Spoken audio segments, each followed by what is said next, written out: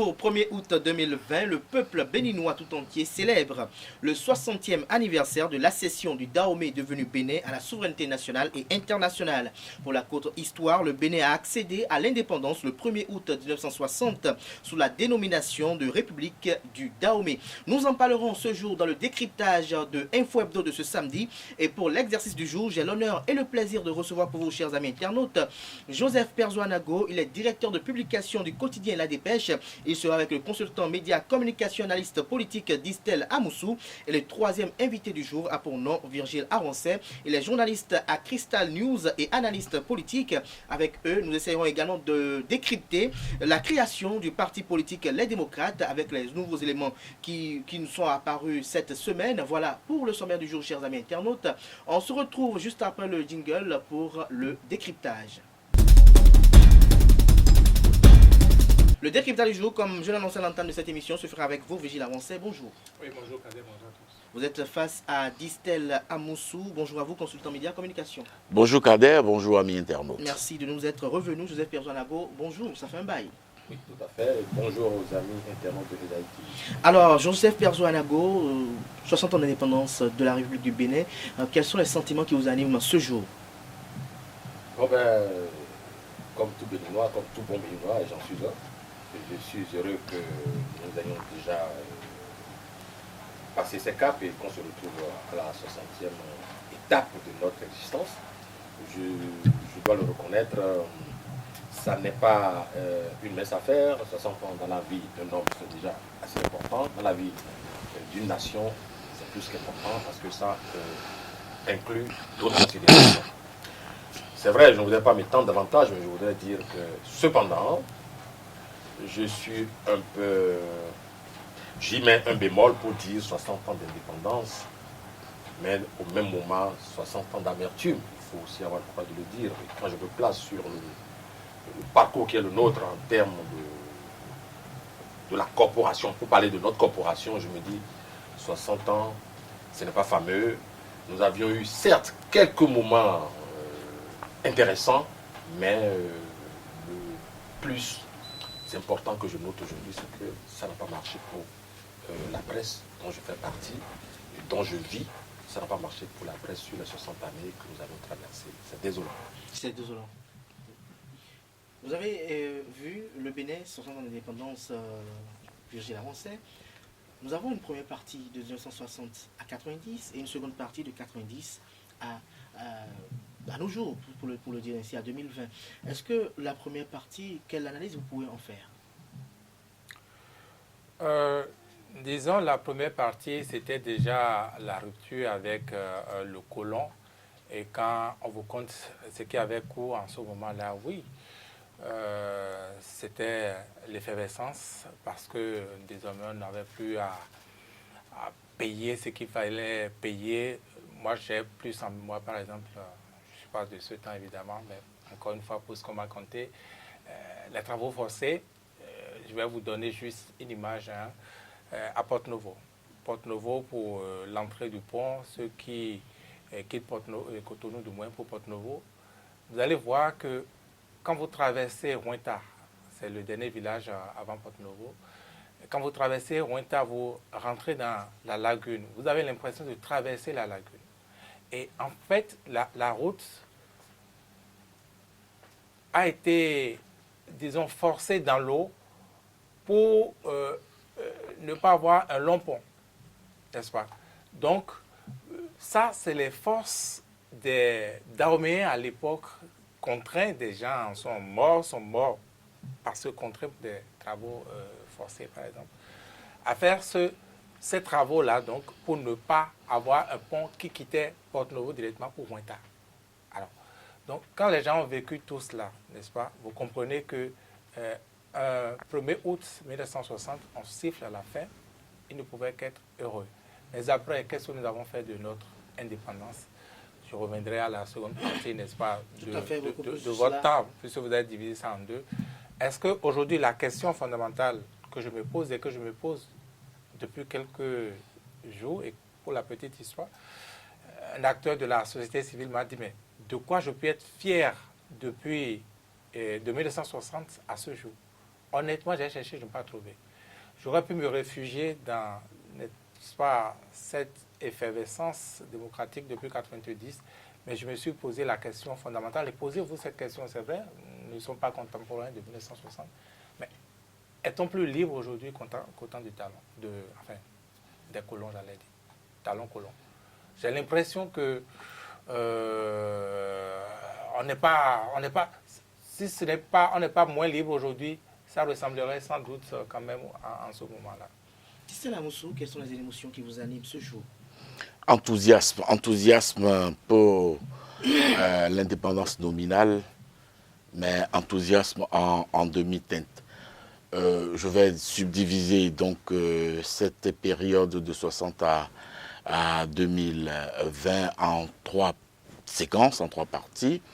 Il y a eu la première partie qui a marqué l'enthousiasme donc de l'indépendance nominale, connue et vécue par nos aînés, nos pépés, nos grands-pères, les artisans donc de cette indépendance nominale. J'ai en mémoire le président patriarche, paix à son âme, Hubert Koutoukou Maga.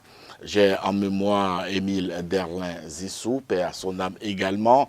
J'ai en mémoire beaucoup d'autres qui ont, n'est-ce pas, forgé et effectué les premières marches de cette indépendance-là.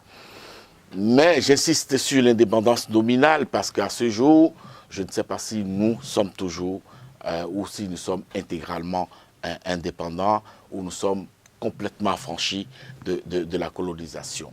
La deuxième phase, ça a été la phase de la période révolutionnaire, une autre forme, n'est-ce pas, de rupture avec nos pratiques, nos automatismes, de la période post-coloniale. Et puis nous avons commencé par nous donner une certaine identité en faisant donc la révolution marxiste-léniniste, avec cet art, ses progrès, ses avantages et ses faiblesses. Je dois souligner qu'à l'époque de la période révolutionnaire, chacun pouvait balayer devant sa maison. Les routes étaient systématiquement balayées par les masses laborieuses. On n'avait pas besoin, n'est-ce pas, de contrats avec de sociétés pour le faire. Oui, cette période a été marquée par le respect du bien public. Cette période a été marquée par l'intégration ou l'appropriation du sens même du patriotisme. On nous l'enseignait à coups de chicotte, s'il était de besoin. Nous avions donc connu cette période et puis la valeur économique n'a pas accompagné, n'est-ce pas? La santé économique a été dégradée et nous sommes tombés dans un coma économique. Ce qui a fait appel à la période de la démocratie avec comme préoccupation sous-jacente la gestion de nos libertés. Parce que la révolution avait restreint tant soit peu certaines libertés, liberté de culte dans une certaine mesure, le reniement presque de notre identité culturelle, la chasse aux sorcières, la lutte contre les Iroquois et les Hiboux. Et puis, bon, nous avons ensemble, à un moment donné, décidé de nous asseoir pour nous parler, nous reparler et tracer un autre parcours, nous lancer dans une nouvelle aventure qu'on appelait la démocratie. Alors, la démocratie telle que ça a été lancé, perçu au départ, a commencé à un moment donné par s'assimiler à un désordre. À un désordre où on pouvait ne plus appeler son père camarade, mais on pouvait ne plus avoir systématiquement du respect pour le bien public, pour l'autorité, et pour les institutions. Et puis, depuis l'avènement du président Patrice Talon, puisqu'il faut le citer, Nous sommes en train de réécrire une nouvelle histoire de la démocratie. Beaucoup plus en profondeur par rapport à la promotion des acquis démocratiques sous le régime du président Patrice Talon. Mais je reviens vers vous, Joseph Perzanago. Vous avez commencé tout à l'heure votre analyse de la situation. Vous avez rappelé un peu quelques faits. Tout à l'heure, Distel Amosso parlait d'indépendance nominale. Est-ce que, selon vous, aujourd'hui, vous pensez que le Bénin est suffisamment indépendant et que tout se passe de façon plus ou moins agréable? Aujourd'hui, dites-vous, vous nous replongez dans le temps actuel et dans le temps présent. Non, mais il n'y a qu'à comparer. Je voudrais presque reprendre un peu quelques propos de mon confrère Virgile, ici présent, pour dire qu'on a comme l'impression, quand on compare les deux tableaux, enfin, moi je voudrais plutôt comparer deux tableaux. Quand on compare le Bénin de 2020 au Bénin de 1960, on se dit ici ce n'est pas exactement la même chose, où on vous contraint pratiquement à tout faire, on vous oblige à tout faire, où on vous enlève la parole, comme ça a été les affres qu'ont subi les Roukanri et autres, le Hazoumé. Mais c'est pratiquement la même chose aujourd'hui, parce que je voudrais être taxé de tout, mais je voudrais m'accrocher à ces valeurs. Moi, je pense que pour ma part, la liberté, au sens large du terme, est gage de développement, gage d'émancipation, gage de créativité et tout ce qu'on veut. La liberté, selon moi, c'est une valeur extraordinaire, bien entendu avec ses encadrements. La liberté peut offrir à un peuple toutes les félicités. Voilà, si je veux être poétique. Et donc pour dire que lorsque je compare ces deux périodes, moi je parle essentiellement des deux périodes, je me dis, mais attention, 1960, on était sous le joug colonial. On était contraint de regarder les autres. Et quand on retombe en 2020, on se dit, mais tiens, quel a été le progrès? Je ne voudrais pas décevoir certains pour dire, je n'y vois pas de progrès. Parce qu'en 1960 et les années qui ont suivi, l'hygiène était même à votre porte. Il y a des avions qui épandaient des produits pour vous préserver contre le paludisme. Dans les années 60, en venant jusqu'en 70, il y a possibilité que les services d'hygiène parcourent les maisons. Et on vous donnait de la nivaquine même à l'école, de la chloroquine, tout ce qu'on peut dire. Aujourd'hui, quelle est la famille de Vossa qui voit venir des agents de santé pour les contrôler, pour dégager les nids de larves et tout? Non. Alors, je ne voudrais pas dire que je regrette les années 60-70, mais quand on regarde 1960 et 2020, on se dit, on n'a pas progressé. Et ce n'est pas le paysan de Tchumi qui n'a pas progressé. C'est ceux qui sont appelés précisément à faire progresser le pays qui ne l'ont pas fait. Et pour quelle raison? Mais ce qui est encore plus désolant, c'est lorsqu'on se compare maintenant aux autres peuples ou aux autres nations. C'est là où on se découvre, je ne voudrais pas dire la honte, mais on se dit, mais attendez, lorsque je suis béninois et que je regarde le Togolais, et je suis béninois, je regarde le Sénégalais, on était partis tous ensemble, de 60 à aujourd'hui. Mais pourquoi le Togolais va un peu mieux sur ce plan? Mais pourquoi le Sénégalais se porte un peu mieux sur ce plan? Pourquoi le Nigérien se porte encore un peu mieux sur ce plan? Et ainsi de suite, et ainsi de suite. Et donc, lorsque moi je reprends ces deux périodes, je me dis, est-ce que nous ne tendons pas un peu vers un autre colonialisme, une autre forme de colonialisme, de par nous-mêmes? C'est-à-dire, avant, c'est les autres qui par vos aimants, sont venus nous coloniser, nous ont imposé leur rythme et tout. Et on réussit même à construire des bâtiments qui résistent encore aujourd'hui. Mais curieusement, nous-mêmes là, nous nous sommes donné des moyens d'être libres, de ne plus être des Hunkari qui sont poursuivis, pourchassés, mis dans les geôles. Mais curieusement, il y a pire que ça aujourd'hui. On a des Hunkari qui sont en ce moment au bagne. On a des Hazoumé qui ne peuvent plus écrire comme ils peuvent le faire. On a ainsi de suite, ainsi de suite. Donc moi je m'inquiète, je me dis, c'est un retour dans les abîmes. Je ne voudrais pas être pessimiste. Avant de passer tout de suite à Virgile Amancet, Distel Amosso, vous avez écouté tout à l'heure les interrogations qu'ont posées Joseph Perzanago. Dites-nous pourquoi, comme il a si bien dit, pourquoi le Bénin qui a eu l'indépendance inscrit d'autres pays, pourquoi le Bénin n'est pas au même niveau de développement que les autres?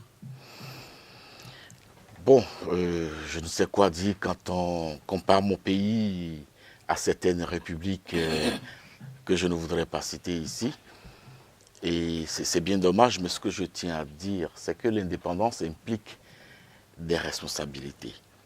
N'est-ce pas, aujourd'hui, on ne va plus attendre que l'avion du colon vienne épandre, n'est-ce pas, des insecticides pour lutter contre le paludisme. Nous allons amener le Béninois à dormir sous la moustiquaire, et la moustiquaire est à nos portes, n'est-ce pas, livrée par l'État. L'État responsable. Et oui, l'indépendance implique des responsabilités. Nous n'allons plus attendre que le colon nous apporte la chloroquine. Nous allons travailler pour acquérir de la chloroquine. Nous allons travailler pour nous développer, pour développer tous les secteurs de notre pays. On a évoqué Vossa. Nous n'allons pas, aujourd'hui, en 2020, attendre que le colon vienne assainir Vossa. Mais nous allons éduquer les populations de Vossa, n'est-ce pas, à ne pas dormir, à ne pas occuper délibérément le lit de l'eau, n'est-ce pas. Oui, le Bénin a progressé, à tout point de vue. Le Bénin a progressé. Lorsque je regarde, n'est-ce pas, et j'ai fait cet exercice hier seulement en venant sur votre plateau, lorsque je regarde les premières images de Cotonou à partir de la cathédrale Notre-Dame de Cotonou, qui, je le dis en passant, le carré numéro 001 du Bénin, et que je revois aujourd'hui les infrastructures qui l'entourent, n'est-ce pas, je dis, et tous les aînés, et chacun à son niveau, a posé une brique sur la bâtisse. Une brique sur la bâtisse. Vigilance, dites-nous, est-ce que tout ce qui a été fait de 1960 à ce jour a participé au développement du pays? Disons,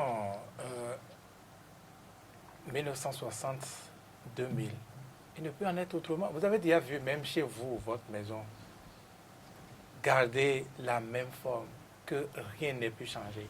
Le problème, c'est quand on peut aller mieux, mais qu'on ne bouge pas. C'est tout le problème. Moi, je vais... Est-ce que vous insinuez qu'il y a la possibilité de mieux faire et qu'il y a une certaine... En fait, si on prenait les acquis comme acquis et qu'on cherchait à aller de l'avant, on cherchait à améliorer, c'est ce qu'on aurait appelé le progrès. Et c'est ce qu'on aurait, n'est-ce pas, approuvé. Je vais juste prendre le volet des libertés. Le volet des libertés. Sous ce régime ou bien avant, après 60? Mais vous nous amenez à faire des comparaisons 1960-2000. Donc, on est obligé, n'est-ce pas, de parler. Et Distel disait tantôt, n'est-ce pas, oui, qu'il faut travailler. Je suis sûr, on ne fera pas l'injure aux Béninois qui ne travaillent pas. On ne fera pas l'injure aux Béninois qui ne travaillent pas. C'est pas ce que j'ai dit. Voilà, merci. Et donc, mais qu'est-ce que vous voyez économiquement? Vous sentez les gens? Je vais vous raconter une anecdote. Vous avez quitté tantôt le volet liberté. Non, je voudrais suivre. Oui. Non. Vous allez y arriver, rassurez-vous. La dame, je vais faire une opération chez elle et quelqu'un d'autre amène un billet de 5 000 francs juste. Et elle demandait la monnaie. Elle dit, où est-ce que je vais trouver? Le talon est toujours pour moi. Et moi, de m'étonner, mais qu'est-ce que ça a à voir avec le talon? Où est le rapport? Où est le rapport? Elle dit, non, mais les temps sont durs, les choses sont dures. Elle ne fait plus de recettes comme elle en faisait. Voyez? Et pour en revenir aux libertés, celui-là, avec, disons, les suppressions d'emplois telles qu'on en connaît, qui va trouver une chute dans les affaires. C'est pareil, c'est la même ambiance qu'il subit. Il faut perdre son emploi aujourd'hui. Qu'est-ce que c'est? Dans un pays indépendant depuis 1960, donc 60 ans d'indépendance, où on prend une loi pour dire, eh bien, que vous ayez raison ou pas, on peut vous renvoyer, vous perdez votre emploi, donc vous perdez 3 à 9 mois de salaire. Ça, même le colon n'aurait pas fait ça. Enfin, je veux encore me tromper, que même le colon n'aurait pas fait ça. Dans un pays où on dit qui n'a pas les grèves. Les grèves, l'histoire de ce pays, vous ne parlez que d'avant 1990, comment on en est arrivé à inscrire presque, à défier la grève, cette liberté là, dans la Constitution. Et quelles sont les répercussions aujourd'hui? À travers, n'est-ce pas, la gestion de la Covid, vous avez écouté les acteurs de santé, ils ont dit non, on nous a arraché cette possibilité, on nous a dit on fera votre bonheur, restez tranquille. Le bonheur n'est pas arrivé. Et donc, la Covid est arrivée, retrouver le système de santé dans cet état-là. Ils n'ont même pas la possibilité de revendiquer le minimum. Et donc, c'est les populations qui payent le prix. Dans un pays où on dit on ne peut pas manifester, vous êtes 3, eh bien, c'est, comment ils appellent ça?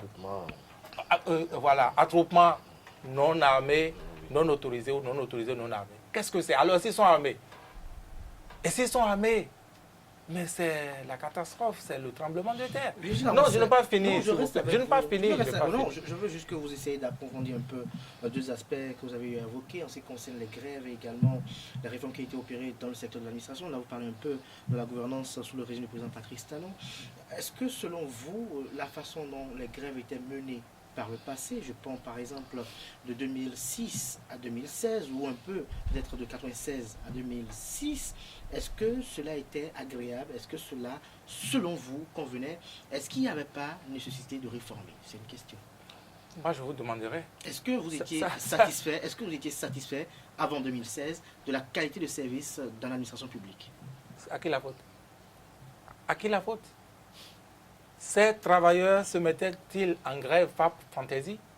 Et quand on a voté cette loi-là, anti-grève, ce qu'on leur a promis, ce qui les amenait en grève, qu'on devait résoudre en compensation, cela a été fait?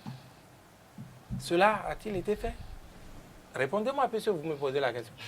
Dommage que je ne peux pas répondre sur la question. Peut-être que Joseph Perzoanabo a peut-être la réponse. Joseph Perzoanabo. C'est vous qui avez la police de débat. Oui, il y a une question qui a été posée. Mais tout à l'heure, en ce qui concerne les libertés, Gilles Arancet a soulevé un certain nombre d'éléments, un certain nombre de choses. Il a narré des anecdotes, j'y arrive en fait. Il a parlé des grèves qui ont été recadrées de l'administration, les grèves qui ont été effectuées au niveau de l'administration publique. Est-ce que selon vous, la démarche, elle est biaisée ou c'est la procédure qui n'a pas été la bonne ou encore le diagnostic depuis le départ était biaisé? La démarche a été biaisée et puis je ne voudrais pas aussi me laisser embarquer par votre contournement, cher confrère, pour dire que le confrère a soulevé une question fondamentale, vous ne l'avez pas laissé aller l'approfondir. Et moi, comme je nous connais ici sur ce plateau, je vais l'approfondir, cette démarche, parce que le confrère disait de regarder un peu comment les libertés sont gérées. C'est la passe à deux. Alors, les libertés, et j'ai dit aujourd'hui que pour moi, ici sur ce plateau, j'ai dit, les libertés sont fondamentales. Et il a dit, le confrère tout à l'heure, grâce à ces libertés qu'on avait conquises, on a pu se retrouver. Grâce à la grève doit être recadrée, c'est une évidence. Mais aujourd'hui, est-ce que vous savez que le travail même a été fragilisé, la précarité a été instituée tranquillement, et nous vivons dans la précarité. Quel entrepreneurs, aujourd'hui, on leur a conféré tellement de force, d'autorité, de suprématie que aucun Béninois, fût-il expert en quelque matière que ce soit, ne peut se sentir en sécurité dans une entreprise ou au sein d'une entité, à moins qu'il ne soit un politique accolé à l'un ou l'autre des deux partis qui sont directement la partie présidentielle. Voilà, pour être plus simple. C'est cela, en fait, le travail. Le seul travail qui paye aujourd'hui et dont on a la pérennité, la garantie, c'est être politicien, être à l'Assemblée nationale ou quelque part accolé à une locomotive politique. Est-ce que vous estimez que les députés d'aujourd'hui sont mieux que ceux d'hier? Mieux, tout à fait, parce que ils n'ont pas sué. Parce que pour être député, là, il faut suer. Vraiment, il faut suer. Et même avoir peur de pouvoir perdre l'élection et tout le reste. Non, mais ils n'ont pas sué. Et là, je peux dire que franchement, ils doivent être heureux. Ils ne se sont pas donnés parce qu'ils n'avaient pas besoin de se donner. ils sont allés parce qu'il fallait. S'il fallait prendre 500 députés, on en aurait eu 500 à l'Assemblée, simplement parce que c'est une liste. J'étais sur ce plateau ici, chers confrères, je vous disais que pour vous donner les noms des députés qui allaient sortir. Vous vous rappelez? Non, vous savez peut-être, vous savez, j'avais dit ici que je peux vous citer les noms. Il suffisait simplement de dire, bon, le premier sur la liste de tel parti, ainsi de suite, et on fait un peu de mathématiques, et je vous donnais les noms. Vous m'aviez dit non, que je ne suis pas en mesure. Ce sont J'étais pas votre contradictoire. Vous m'aviez contredit ce jour-là. Mais à l'arrivée, ce sont ces députés qui sont là, à un micron près. C'est pas moi qui vous ai contredit. Parce que c'est les députés du chef. C'était votre vis-à-vis qui vous a contredit le jour. Ah ben évidemment, c'était les députés. Je ne suis pas un devin, mais je vous ai dit sur ce plateau que ces députés seront là. Ils sont là vraiment parce que c'est les députés du chef. Voilà. Après, eux, il n'y avait pas d'autres en compétition. Donc, si vous m'aviez posé la question de savoir est-ce qu'ils sont à l'aise, ils sont totalement à l'aise parce qu'ils n'ont même pas à se gêner. Ils n'ont même pas à poser des questions qui gênent, parce que c'est ça aussi le rôle du député. Les missions conférées à un député, on le sait. Mais aujourd'hui, qu'est-ce qui se passe? On a même des députés de l'opposition qui sont au COS-LEPI. Hein. Vous savez ça? Bon, ben, je me dis, on est allé les pêcher où? Si 2 députés de la mouvance sont de l'opposition, là, c'est extraordinaire. Chers confrères, ne mélangeons pas torchon et serviette. Le confrère a posé un diagnostic. Vous aviez semblé, n'est-ce pas, l'en extraire. Je vous ai rattrapé pour vous dire que non. C'est cela. Je ne vais pas extraire de ce En fait, c'est cela. Les libertés n'existent pas. Et tant qu'il n'y a pas de liberté, il n'y a pas de créativité. Il n'y a pas de développement. Et sur ce plateau ici, si quelqu'un se complaît à dire qu'en l'absence de liberté, les magistrats, aujourd'hui, ils existent. Les magistrats ont peur. Ils se cachent même à la limite pour pas. Ils n'arrivent plus à s'exprimer. Ils n'arrivent plus à faire leur job. Parce que lorsque vous faites votre job comme cela se doit, il y a comment on appelle cela, le conseil de la magistrature. Oui, CSM. Qui n'est constitué que de personnes allogènes au métier, qui va vous régler votre compte. On en a eu des cas, ce n'est pas que je raconte des histoires, donc je peux vous en citer. Et donc, les magistrats ont peur, les syndicalistes ont peur parce que dans l'année, ils n'ont que 10 jours. Mais depuis, qui a usé de ces 10 jours? Parce qu'on vous dit que vous n'allez pas vous attroper en plus. Et lorsque vous commettez l'erreur de vouloir user 1 ou 2 des 10 jours qu'on vous confère dans l'année, vous verrez la police répliquant à vos pieds, à vos trousses. Et donc, voilà un peu ce que c'est. Et je dis, tout est lié à la liberté. Tout est lié à la liberté. D'ici là, Mousso, qu'avez-vous à dire au sujet de ces questions de liberté, notamment les grèves et également au sujet de l'image du député aujourd'hui de l'Assemblée nationale, probablement de la 8e législature, et une étude comparative entre un député de la 8e législature et un député de la 7e législature? J'avoue que j'ai du mal à saisir un fil conducteur dans ce cocktail de sentiments et ce concert de ressentiments. Mais je vais prendre quelques expressions qui me sont parvenues à l'oreille. Et une dame qui aurait dit je n'ai pas le reliquat, la monnaie, parce que c'est Talon qui est au pouvoir. Et c'est une image, une caricature projetée dans l'opinion pour dire que l'argent ne circule plus. Puisque auparavant, on avait dit et stigmatisé, n'est-ce pas, l'ambiance économique, le contexte économique du pays. Je dis soit, oui, lorsque nous disons indépendants, ne serait-ce que de façon nominale, et je disais tantôt que l'indépendance implique des responsabilités, et il était de la responsabilité de l'État responsable, n'est-ce pas, de sortir ce grand nombre, n'est-ce pas, de personnes sans statut du port autonome de Cotonou. Des personnes que nous appelions pompeusement les transitaires, de les sortir du port pour leur demander de constituer des sociétés agréées, n'est-ce pas, pouvoir payer dans la caisse de l'État des redevances appropriées, parce que nous avons une économie essentiellement basée sur la fiscalité. Alors, lorsque l'État responsable fait ça, Oui, la bonne dame qui est tenancière de bar, de buvette, Non, surtout pas. et qui... vous me faites la gentillesse de me laisser développer. Merci. Donc, la bonne dame qui est tenancière de buvette et de bar et n'a plus forcément le nombre de clients qu'il avait avec le nombre de bouteilles qu'on appelait cadavres sur les tables à l'époque. Oui, on aura le sentiment que l'argent ne circule plus simplement parce que les personnes qui avaient pour job d'aller éventrer les épaves qui venaient à Cotonou, qu'on appelait venues de France, et qui nous les revendaient à vil prix, ne sont plus aujourd'hui en activité.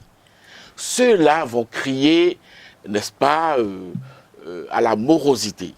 Ils vont crier et dire qu'il n'y a plus l'argent qui circule. C'est vrai.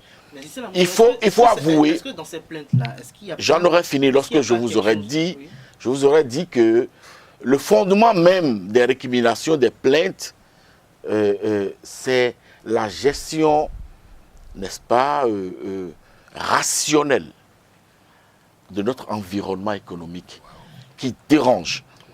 Qui dérange parce que à aucun moment, aucun de mes contradicteurs ne vous ont dit sur ce plateau que les travailleurs ont manqué de percevoir leur salaire. Aucun d'eux ne vous l'a dit, n'est-ce pas? Très bien. On nous a parlé de grève et les téléspectateurs, les amis internautes ont suivi. On a dit que les Béninois, les travailleurs ne sont plus aujourd'hui capables d'aller en grève n'importe comment, n'est-ce pas?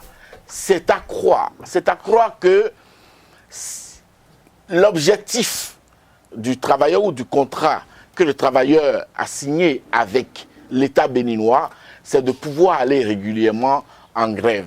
Alors que le travailleur a signé un contrat de 40 heures, n'est-ce pas, par semaine. Le problème posé par Virgile Avancet et également Joseph Personago, c'est que le panel de la ménagère est de plus en plus vide et que la bonne dame du marché ne se sent plus véritablement dans un certain confort qu'elle avait eu par le passé. Confort en matière de dépenses, confort en matière d'entreprise, confort en matière d'initiative, je dirais, visant quand même à améliorer ses conditions de vie. C'est un refrain générique que nous écoutions depuis l'arrivée du président Nicéphore Soglo à l'avènement de la conférence nationale des forces vives de la nation.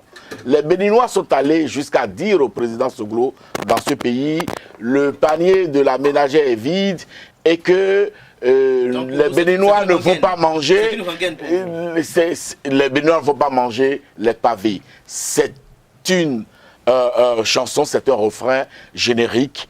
Quel que soit le président qui sera là, qui s'appelle Josperzo Anago pour le futur, ou mon ami Virgile à Roancet, les Béninois lui diront et remonteront ce refrain-là. C'est devenu une rengaine pour nous. C'est devenu une rengaine pour vous. Alors, Virgile Avancet, comme l'a dit Stella Moussou, c'est devenu une rengaine. Mais dites-nous, est-ce que les griefs qui sont portés à l'endroit de ce... Je n'ai pas évoqué l'aspect de la liberté des opinions. Oui, je vous reviens. Cela me paraît très important. Oui, je vous reviens. J'ai bien envie que Virgile Avancet réagisse par rapport à cela. Est-ce que les griefs portés à l'égard de ce régime ne sont pas les mêmes qui ont été portés à l'égard du régime précédent, celui de Bouniaï par exemple? Puisque ce Bouniaï aussi, on avait eu à apprendre que la liberté... Aller plus loin. En 91, de 91 à 87, le régime Soglo. Allez, Virgile Avancet. Les contextes ne sont pas les mêmes. Les contextes ne sont pas les mêmes. Et les contextes ne seront jamais les mêmes. Stella Moussou, vous avez déclaré à la Virgile Avancet d'avoir une certaine retenue. Allez. Oui, lorsque j'additionne le temps de parole, je constate que c'est pas un ring. C'est pas un ring, c'est pas du 2 contre 1. Très bien, je vous suis. Virgile Avancet. Oui, mais la rengaine a toujours été la même. Moi, journaliste... Merci. Non, attendez, je n'ai pas fini. En allant à Tokpa, chaque année, demandant aux bonnes dames des recettes, elles me diront, oui, l'année passée, c'était meilleur. D'accord. Mais alors, nous sommes tous des contemporains de ceux dont nous parlons. Le régime de Mathieu Kérékou, Distel, vous l'avez connu. Très bien. Soglo, vous l'avez connu. Très bien. Boni Yahi, vous l'avez connu. Très bien. C'est vrai que déjà, en parlant des libertés, ce qui est fondamental pour moi. Est-ce que c'est de liberté nous voulons parler? Parce que Distella Moussou, apparemment. nous parlions de... Est-ce que vous voulez vraiment que de bonnes quel dames. débat La se police, passe? la police des débats. Distella Moussou. En parlant des libertés, oui, nous avons commencé déjà par décliner au temps de Boni Yahi, quand vous constatez. Nous avions commencé par décliner au temps de Boni Yahi. Mais alors, nous avons sauté désormais avec le régime de Patrice Talon. Nous avons sauté toutes les limites. Admettez, nous avons sauté toutes les limites. Écoutez, rien que cet exemple, au téléphone, tout Béninois me dit, ah non, non, appelez-moi sur WhatsApp. Désormais, on nous fait dire que WhatsApp, on a acquis des matériels pour écouter également WhatsApp. Où allons-nous, où allons-nous rester? On se fait peur, on se fait peur. On sait que des mesures ne doivent pas être prises par un gouvernement quand même pour assurer une certaine stabilité de l'État. Mais le gouvernement a peur de quoi? De qui? De son peuple? De qui? On vote des lois, renseignements, ceci, cela. Et vous nous dites que non, il n'y a pas de problème, les libertés sont là. Moi, je veux bien entendre Perso développer les libertés de presse et tout le reste. Il tient à cela, c'est fondamental. Il cherche la parole et il brouille même les choses comme il en a l'habitude. Il n'a qu'à développer, il n'a qu'à nous dire. Monsieur Kader, permettez la passe à deux. Allez-y, monsieur Perrault. Vigile avancé, je reste avec vous parce que vous parlez de questions de liberté. Selon vous, il y a quelques soucis de liberté. Les libertés sont mises sous boisseau. Mais dites-nous, lorsque vous parlez de loi sur le renseignement et bien d'autres, est-ce qu'à dire que ces grandes démocraties que nous aimons prendre comme exemple, est-ce que le fait qu'elles aient également des législations sur le renseignement est qu'il y a des inquiétudes? Est-ce que selon vous, parce que le gouvernement n'a pas d'inquiétude à se faire, il ne doit pas s'inscrire dans une dynamique de vouloir régenter un peu son système de renseignement? Je vais vous demander, Kader, je suis d'accord, je ne dis pas qu'il faut sauter toutes les limites et qu'il n'est pas... Est-ce qu'il faut ouvrir la voie au libertinage? Pas du tout. Je ne suis pas apôtre de libertinage, n'est-ce pas? Alors, où se situe votre gêne? Distella Moussou, s'il vous plaît. Mais alors, quel est le problème que vient résoudre cette loi ou ces lois? Je peux lui répondre. Quel est le problème que vient résoudre cette loi? Ça cause de problèmes aux Béninois. Vous avez dit indépendance. Indépendance, ça suppose les libertés également par ailleurs. Et surtout. Alors, quand je fais la comparaison, je vous dis, est-ce que, encore une fois, les Béninois n'étaient pas plus libres au temps du colon que maintenant? Est-ce qu'aujourd'hui, il y a des travailleurs qui sont certainement à l'écoute, qui ont déjà perdu leur boulot pour avoir travaillé 28 ans et qui ont été remerciés avec 3 mois de salaire, 8 mois de salaire? On parle des Béninois. Mais alors, celui-là n'aurait pas aimé encore travailler sous le colon que de subir cela aujourd'hui? Voyez? On vous aura compris, Virgile Avancet, Joseph Perzoanago. Tout à l'heure, Virgile Avancet disait que le Béninois aurait souhaité vivre mieux à l'époque de colon que maintenant. Mais dites-nous, face à toute cette réforme, que faut-il faire? Quelle doit être la perspective? Je ne connais pas de réforme qui vaille si on n'a pas tenu compte de l'histoire et du contexte d'une nation. C'est-à-dire, c'est comme si vous rentrez dans votre famille. Vous êtes un père de famille, vous rentrez au foyer, et puis vous dites, bon ben, désormais, à partir de demain en tout cas, vous allez marcher sur la tête. Et puis, vous ne vous posez pas de questions, et vous demandez à madame, désormais, nous allons marcher sur la tête dans cette maison. Et bien, sans d'autres formes de procès, vous imposez effectivement cette forme de circulation ou de marche dans la maison. C'est-à-dire, ce qui se passe aujourd'hui, lorsque le chef de l'État, il a dit en Allemagne, et vous voyez un peu, heureusement pour nous, les archives existent, les vidéos existent, où on a vu comment l'auditoire a pouffé. C'est extraordinaire. Ce sont les ex-colons. Hein. Oui, ils ont pouffé de rire. Ils se sont éclatés de rire. Parce que le chef de l'État venait de dire, désormais, venez investir chez moi, vous allez engager les gens, et vous pourrez les démettre, les renvoyer, les débaucher, et leur payer juste 3 à 9 mois. Mais les gens étaient complètement abasourdis, et ils en ont ri. Les documents existent, et je voudrais que le défenseur pénitent, ici, sur ce plateau, me dise le contraire. Et je voudrais parler aussi... Il y a un défenseur sur ce plateau? Ah non, je dis que le défenseur sur ce plateau, je n'ai pas appelé de nom de quelqu'un, c'est quelqu'un que je sens concerné. Alors, je voudrais dire ceci. Vous voyez, quand on parle de liberté, les gens... Nous étions le Bénin, en 2005, j'en ai encore cela fraîchement à l'esprit, en 2005, et c'est mon domaine de compétence. Je ne permettrai à quiconque qui ne soit pas de ce domaine de venir me donner des leçons de ce domaine. Je suis de la presse. Alors, en 2005, le Bénin était 25e Et moi alors mondial. Au plan mondial, le Bénin était 25e en matière de respect de la liberté de presse. 25e. J'en étais fier. J'aurais souhaité que cela continue. Le Bénin était 25e. Et c'est sur des mécanismes, des paramètres, des standards internationaux. Ce n'est pas inventé sur les bords du Nokwe ou ailleurs. C'est cela. C'est ainsi, c'est conçu comme ça mondialement. On était 25e. Au plan mondial. 8e, je crois, au plan africain. Et on s'était même permis le luxe d'être devant la France à cette époque-là. Et donc, ça nous a ouvert énormément d'opportunités. Alors là, je vous avoue, moi j'étais directeur de la maison des médias et j'ai conçu des projets, j'ai fait des conceptions de projets. Ça passait régulièrement devant les partenaires.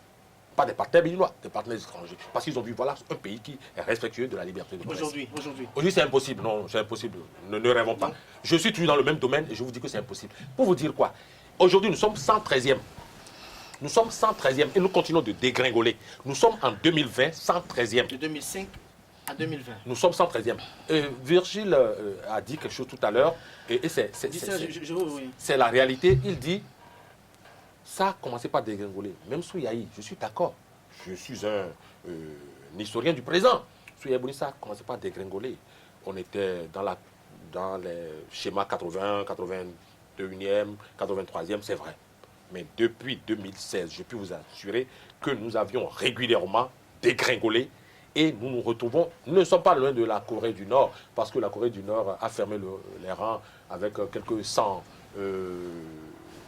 notes.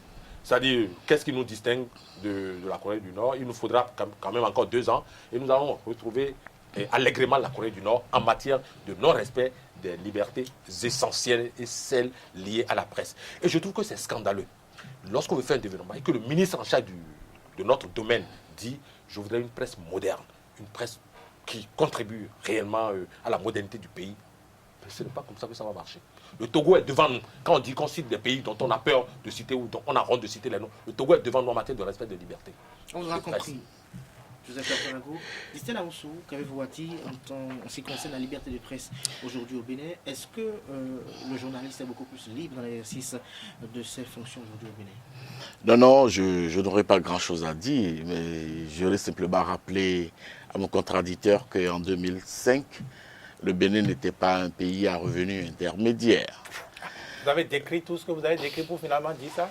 J'ai la parole. Vous étiez dans ce rôle. Est-ce que j'ai la parole? Il faut aussi vous le troubler quand il prend la parole. Est-ce que j'ai la parole? Mais merci. Je dis donc qu'en 2005, le Bénin n'était pas un pays à revenu intermédiaire. En 2005, le Bénin, selon les normes qui classent le Bénin au niveau de la presse, selon les mêmes normes, le Bénin est déclaré un pays où on vit mieux. 3e en Afrique. D'accord. C'est pour vous dire quoi? Pour vous dire que lorsqu'on veut faire une analyse scientifique et technique, on va y arriver, on a les atouts. Et je ne vais pas dénier à mon ami et frère Perzo le profil. Il est bien placé pour savoir qu'en 2005, au moment où il était directeur de la maison des médias, l'impact des réseaux sociaux aujourd'hui sur l'environnement médiatique en Afrique et au Bénin n'est pas du tout le même. Non, lorsque nous arrivons sur un plateau technique, ne nous séparons pas de notre science pour plaire. il a été directeur de la Maison des médias. Je ne vais pas, n'est-ce pas, faire de la cristallisation sur sa personne, mais il a le profil nécessaire pour faire une analyse scientifique lorsqu'on parle du classement du Bénin au niveau des médias.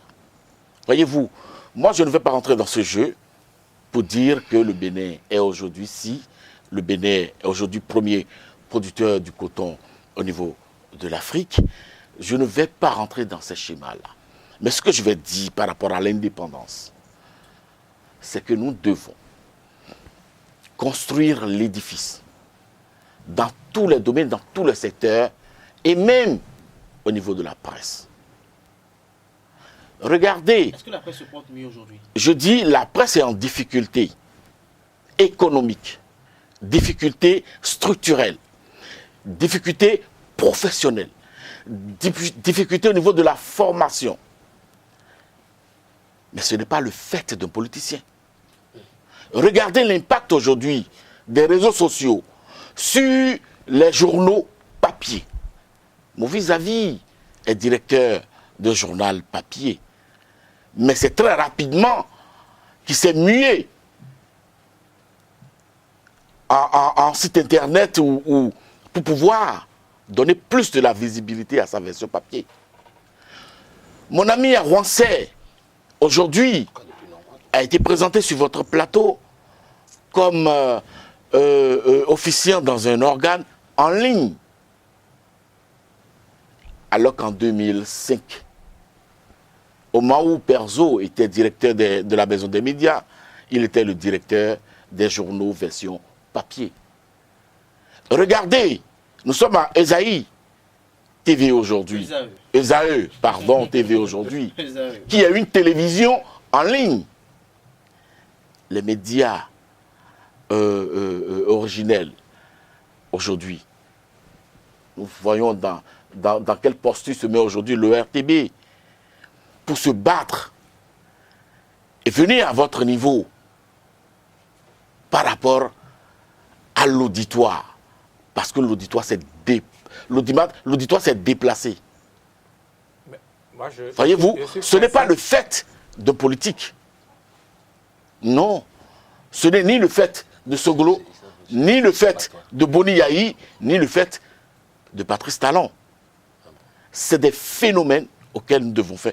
Aujourd'hui, et j'en aurais fini sur les questions de liberté.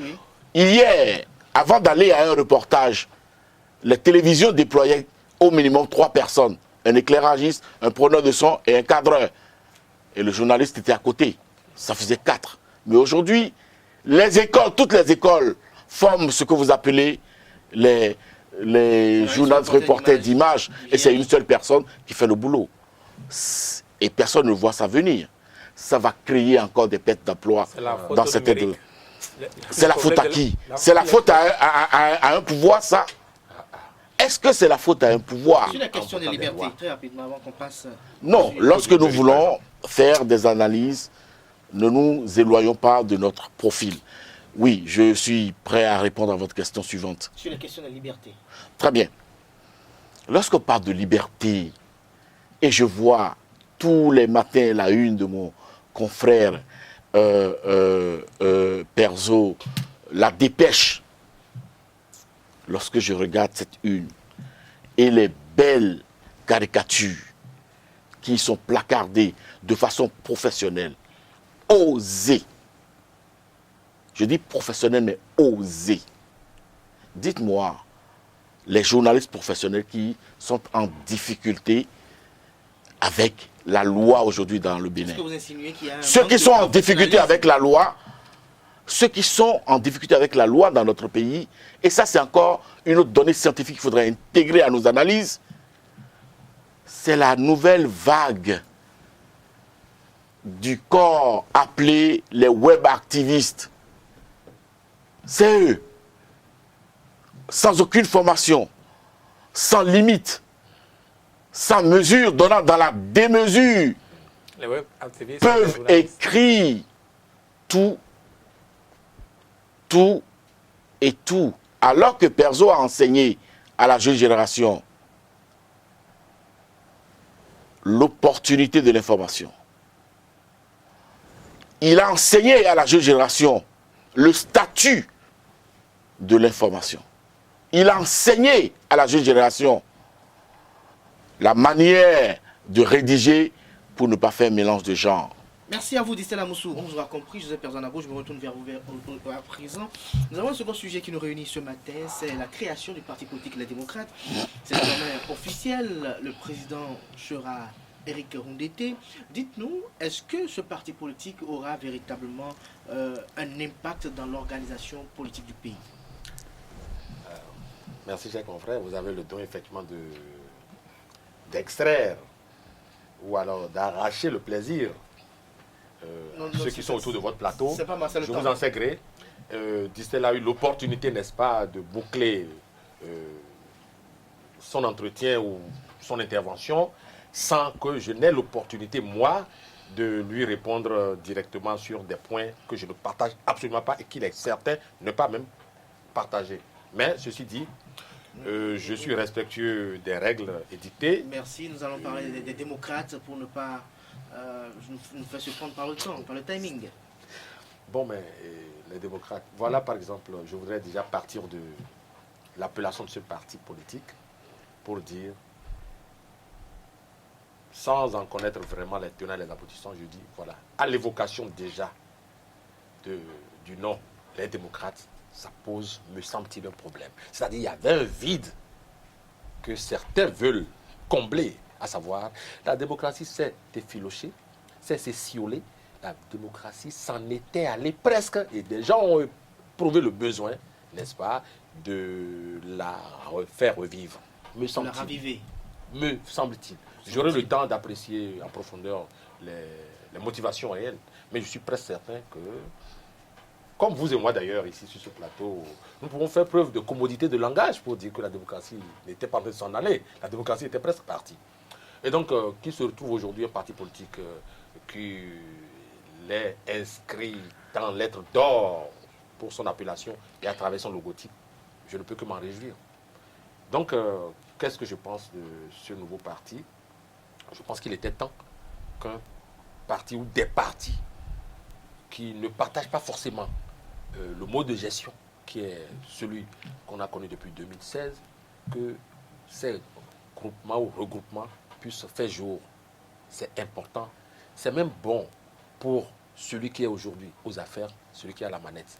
Les démocrates, ce parti, je voudrais les voir à l'œuvre, mais pour le peu que j'ai vu circuler déjà de part et d'autre, je me dis que ces personnes, ces femmes et ces hommes se définissent comme étant des gens qui ne partagent pas la vision ou la gestion de la chose publique qu'a adopté le président Talon et son gouvernement. Donc déjà, ça voudra tout dire. C'est mon regard. Le regard de l'analyste, je l'ai décrit tout à l'heure ici en disant que c'est un manque, un besoin ou un vide qu'on est en train de créer forcément. Et cela, j'en voudrais encore d'autres démocrates, enfin, en griffe, d'autres partis politiques qui viendraient, parce qu'on en manquait. À part les deux partis présidentiels, dites-moi, quelle est encore la formation politique qui donne le change? Non, il n'y en a pas. Et donc, si ceux-là et d'autres peuvent venir apporter du clinquant, peuvent apporter du vivifiant, peuvent apporter du souffle à notre quotidien, ce serait tant mieux. Car on a commencé par se demander, mais finalement, nous sommes dans une monarchie ou nous sommes dans quoi? Est-ce que nous ne sommes pas dans une monarchie ou nous ne glissons pas vers une monarchie ou finalement c'est d'où le besoin que les démocrates viennent tout à fait. La flamme. Et je voudrais souhaiter qu'ils jouent véritablement cette partition pour quand même nous donner de l'oxygène. Vous donnez de On n'en avait l'espérance. plus. Alors, dites-nous, Vigil Avancet, les démocrates qui vont déposer leur dossier de constitution au niveau du ministère de l'Intérieur, conformément à la réforme du système partisan qui avait été décriée par le passé. Dans la même foulée, l'ancien président Thomas Boniaï, ancien président d'honneur du parti politique FCBE, notifie officiellement, je dirais, sa démission de FCBE. Est-ce que les deux faits sont liés et quelle pourrait être, je dirais, la contribution, la naissance de ce parti politique dans le débat politique national? Je pense que les deux faits sont liés. La démission donc, de Boniaï à quelques heures du passage des membres de ce nouveau parti, les démocrates, au ministère de l'Intérieur. Vous savez, selon les lois du Bénin, on ne peut pas appartenir à deux partis politiques à la fois.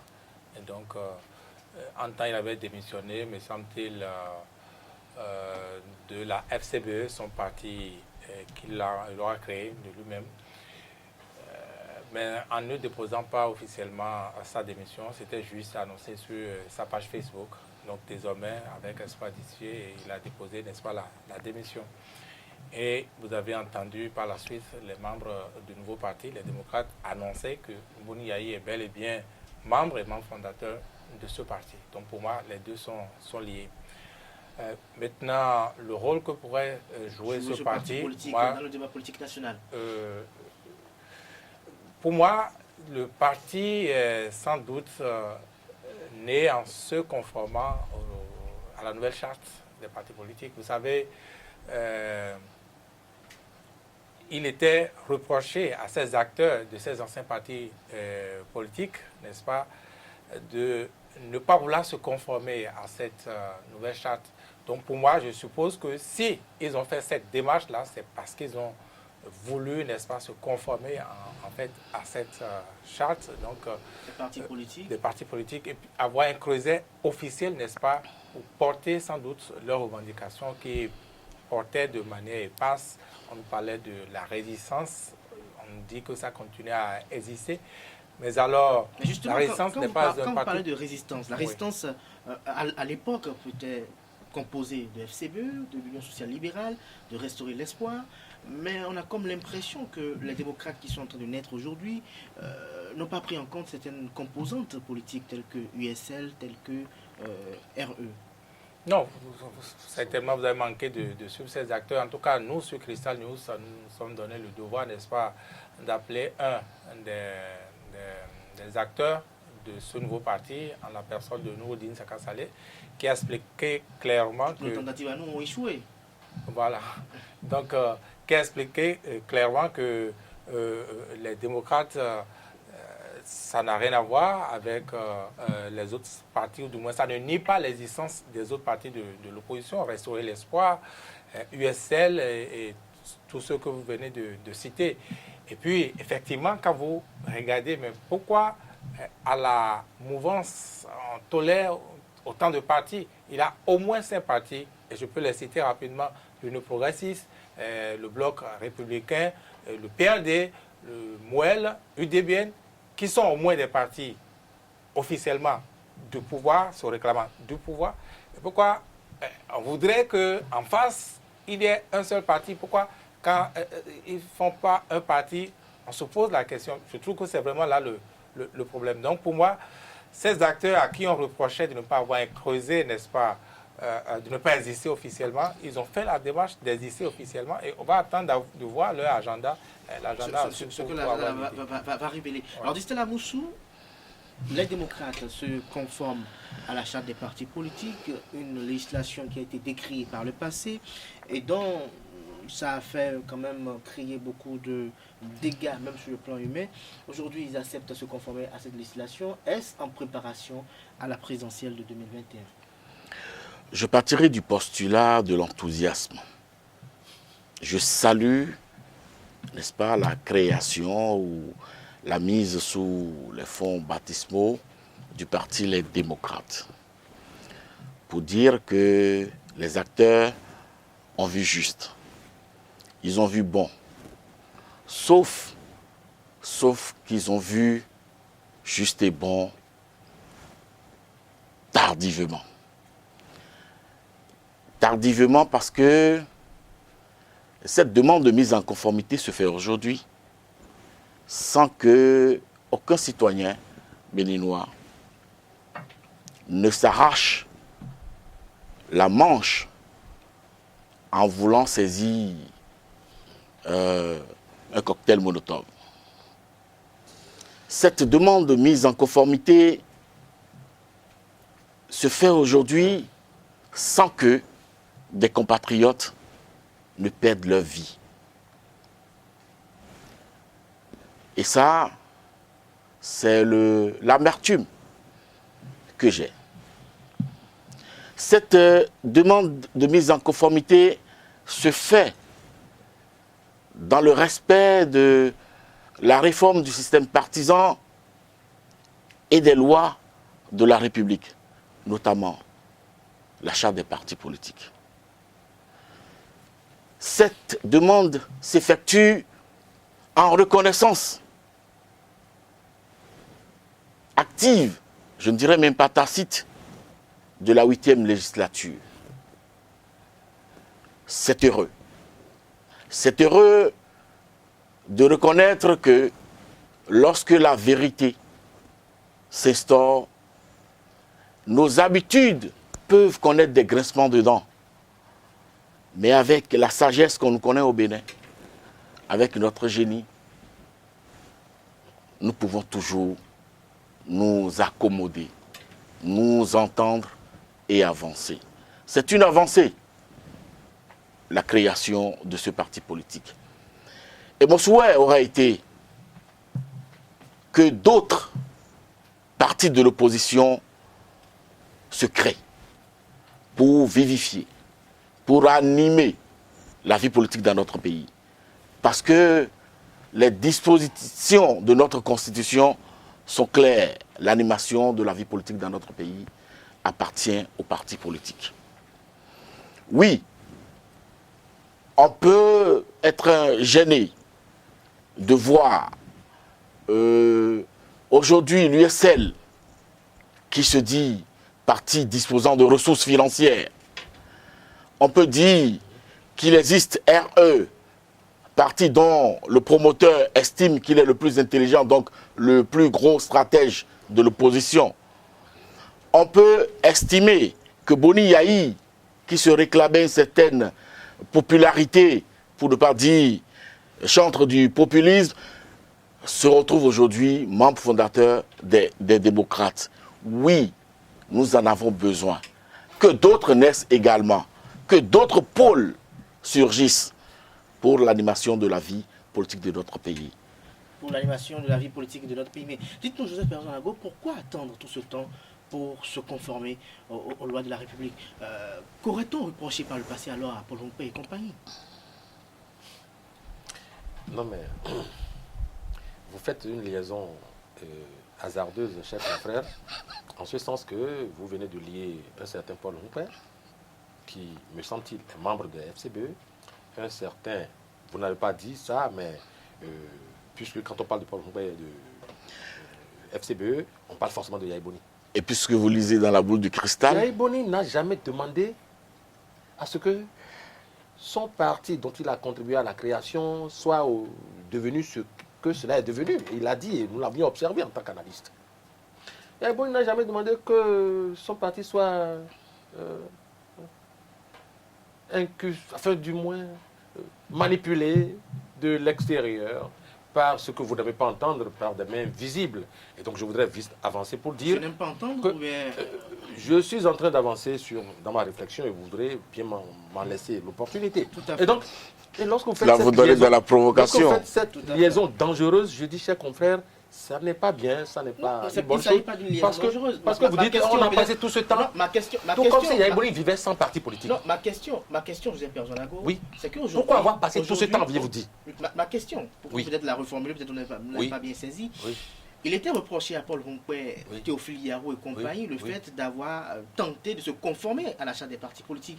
Parce que... Je n'ai pas souvenance que ce soit ce qui leur avait été reproché.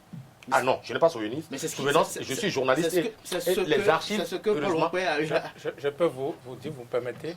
Boni Yahi, je parlais donc de sa démission sur sa page Facebook, a fait savoir qu'on lui a arraché son parti, que son parti a été infiltré infiltrés et ceux que vous citez n'étaient que manipulés, n'est-ce pas, au profit du pouvoir. C'est ce qu'il a fait dire sur sa page Facebook. Ça, c'est Boniaï. Nous avons je voudrais continuer Oui. pour dire, Oui. c'est bien, je remercie le confrère pour cette contribution de taille. Et donc, c'est pour dire... De toutes les façons, vous êtes en binôme. Lorsque le parti est De toutes les façons, vous êtes en binôme. Donc, défiguré, comme cela, on ne peut pas reprocher aujourd'hui, mais pourquoi avoir attendu? Parce que c'est sibyllin votre démarche. Oui, c'est sibyllin votre démarche. Il ne s'agit pas d'une démarche. Elle n'est pas subjective, ma question. Mais bien sûr, tout à fait, parce que vous aviez dit, mais pourquoi avoir attendu? Tout comme si c'est des gens sans parti qui ont créé un parti. Nouré Diachadé, n'avait-il pas de parti politique? Comment il s'appelle? Basile Arrossi. Oui, Basile Arrossi. Attendez, il n'était pas accolé à des partis politiques.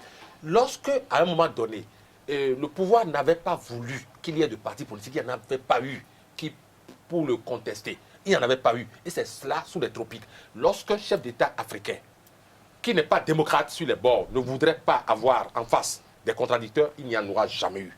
Mais le jour où il se décide à en avoir de paille, il en aura. Le jour où il sait qu'il a déjà atteint ses objectifs et qu'il peut laisser maintenant la vanne ouverte, sous contrôle bien entendu, il le ferait. Et donc ne faites pas, ne soyez pas puérils dans nos réflexions. Moi je dis, on a vécu, on a vu ce pays évoluer et on sait comment les gens commencent et comment ça se termine. Et donc moi je dis, ce qui est en train de se passer est le fait de personnes qui ne voudraient pas à des moments donnés que le jeu soit ouvert. On a vu les 83 députés qui ont été installés à l'Assemblée nationale. On a vu, tout a été déjà fait maintenant. Allez, écoutez, je ne voudrais pas décaler sur d'autres considérations pour parler du parrainage et consorts. Vous trouvez que tout ça là colle à nos réalités, à notre histoire? Non, je crois qu'on aura pratiquement un plateau entièrement dédié pour parler des démocrates. Nous sommes pris par le temps. Virginie Avancé. Ma question à votre endroit, c'est de savoir, lorsqu'on a suivi Paul Pompey, Théophile Yarro et autres sur la crise qu'il y a eu à secouer l'FCBE, il lui a été reproché d'avoir entrepris la démarche de pouvoir se conformer, c'est-à-dire de retirer ce que le ministère de l'Intérieur avait dit qu'il n'était pas quand même, ne devait pas siéger au sein du bureau exécutif pour pouvoir, conformément aux lois qui existaient. Mais Virginie Avancé, aujourd'hui, les mêmes qui avaient décrié cette formation politique décident aujourd'hui de se conformer à cette même loi qu'ils avaient qualifiée à l'époque de chrysogène et de drone. Est-ce que ce n'est pas un retropédalage? Puisque nous voyons par exemple l'USL qui est restée constante. Non, moi je vous ai déjà dit, je vous ai cité ce que Boniaï a écrit sur sa page Facebook. Moi je ne suis pas politique, je me contente, n'est-ce pas, de ce que disent les acteurs même. Donc, s'ils se sont conformés aujourd'hui à la loi, eh bien, sans doute, c'est parce qu'ils veulent aller loin. Donc, je disais et je répète, on va attendre de voir leur agenda. Vous savez, s'il n'existe pas officiellement, comment ils peuvent poser le problème de parrainage dont vous avez parlé, par exemple? Comment ils peuvent poser le problème de la non-compétition ou d'impossibilité de compétition? On va là à une élection présidentielle où on a posé comme règle qu'il faut, n'est-ce pas, 16 parrains. Et 16 parrains, des 182, 160 au total. 67. Non, 60. 160. Oui. 160. 83, 77. Le chef de l'État actuel, le chef de l'État sortant donc en compétition, il n'a pas de doute là-dessus, pour moi en tout cas, eh bien, contrôle à lui seul 150. Est-ce la compétition? Est-ce la compétition dans ce cas-là? Et comment poser le problème si ce sont des individualités? Pour moi, ce n'est pas possible. Il faut un creuset officiel et c'est là où je vois que les démocrates sont nés sans doute pour poser ce genre de problème. Et pour moi, est-ce que c'est tard? Oui, si on peut dire qu'ils n'ont pas été en compétition pour conquérir eux aussi des parrains, mais pouvaient-ils aller en compétition? N'avaient-ils pas voulu aller en compétition? Eh bien, il faut se poser des questions. Merci, Virginie Avancé. Distella Moussou, est-ce qu'il y a compétition? Très rapidement pour finir. Oui, il y a bel et bien compétition parce que les acteurs sont en train de s'aguerrir pour se mettre en lice.